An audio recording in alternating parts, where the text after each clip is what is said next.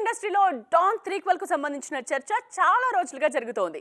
ఆ మధ్య ఈ ప్రాజెక్ట్ కు సంబంధించి అఫీషియల్ అనౌన్స్మెంట్ కూడా ఇచ్చారు. కానీ ఆ తరువాత ఎలాంటి అప్డేట్ లేకపోవడంతో డాన్ 3 ఆగిపోయిందన్న ప్రచారం మొదలైంది. దీంతో మరోసారి త్రీక్వెల్ విషయంలో క్లారిటీ ఇచ్చారు మేకర్స్.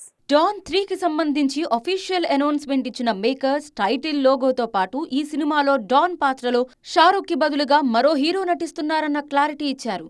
దీంతో ఒక్కసారిగా డాన్ అభిమానులు డైలమాలో పడ్డారు. అమితాబ్ తర్వాత ఆ రేంజ్లో డాన్ పాత్రకు సూట్ అయ్యారు షారూక్.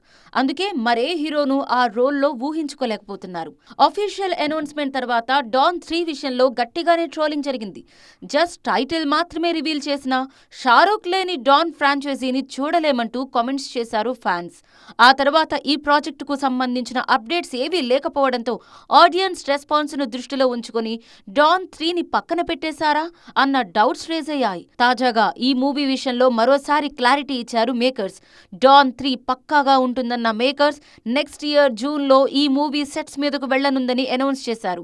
అయితే నయా డాన్ 2కి కొనసాగింపే అయినా షారూక్ పోషించిన డాన్ పాత్రకు మాత్రం కొనసాగింపు కాదన్నది యూనిట్ వర్జన్. డాన్ కథకు ప్యారలల్ గా రణ్వీర్ సింగ్ హీరోగా మరో డాన్ రోల్ ని సృష్టించబోతున్నారు దర్శక నిర్మాత ఫర్హాన్ అఖ్తర్. అంతేకాదు భవిష్యత్తులో షారూక్ ని మరోసారి డాన్ రోల్లో చూపించే ఛాన్స్ లేకపోలేదన్న హింట్ ఇచ్చారు.